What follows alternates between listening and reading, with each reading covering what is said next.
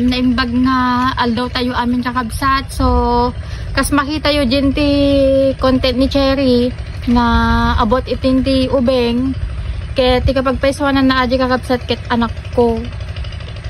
Kas makita yo kakabsat ni karkarupak ado ti mangi comment dyan ti video ni Cherry nga at ang ubeng ket karkarupa mit ni Karen ko nada. So at iti sungbat ni kakabsat no apay anak ko talaga ay iti kakabsat. So bali lang ulit nga pinashare ati anak ko takwa kada Sabado, Domingo ti pinagpapapan ko ti balay ta umay ko pa share ti anak ko kakabsat. Nasingpit so na kakabsat ni yan o.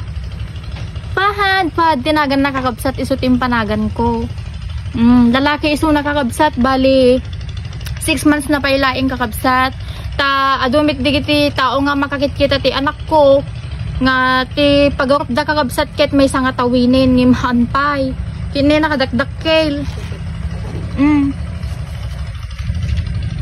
Sino ti karkarupa na kakabsat? Karkarupa kami ni ne. Ayan, karkarupa kami. Nagsingpit ate nga anak ko ni kakabsat bali dainang ko ti mang banbantay. Wah. Anak ko dayto ni kakabsat. Anak ka. Ala niya bagbagam man.